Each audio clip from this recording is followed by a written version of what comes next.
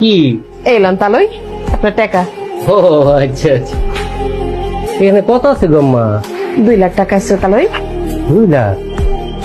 মাজনী আপনি মনে হয় ভুলে গেছেন, 3 লাখ দেওয়ার কথা ছিল, কিন্তু আপনার কথা অনুযায়ী আমি একজনকে কথা দিছি 3 লাখ টাকা দিব।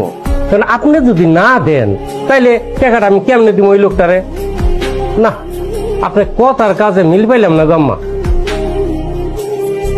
তালই কবিতার আর জামাইর একটু আমগো বাড়িতে লয়ে যাই। তো ভালো কথা, আপনার বোনের বোন জামাইরে আপনাকে বাড়িতে দিবেন, নিয়ে যান, আমার কি?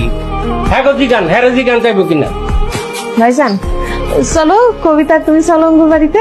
আমি আপনাকে বাড়িতে যাবো না। যেদিন বাকি 1 লাখ টাকা দিবেন ওই দিন আমিও যাব, আপনার বোনেও যাবে। এখন আপনি চলে যান। কেলো যান। তোমার আমি যেমনে কইতেছি আমার কথাটা শুনো, যেমনে হোক তোমার আপারে বুঝাবা, বুঝাইয়া 1 লক্ষ টাকা নিয়ে আইবা। আপা এত টাকা কই পাইবো? টাকা কই পাইবে মানে? শোনো, তুমি যাবা, আর এটা তো সামান্য একটা কাজ। এই কাজটা যদি তুমি করতে না পারো তাহলে আমার বাড়িতে তোমার আসার কোনো দরকার নাই। সারা জীবনের জন্য তুমি তোমার বোনের লগে ওই বাড়িতে পড়ে থাকো। আরেকটা কথা কান খুলে শুনে রাখো, তুমি টাকা না আনা পর্যন্ত ওই বাড়িতে আমি যাবো না।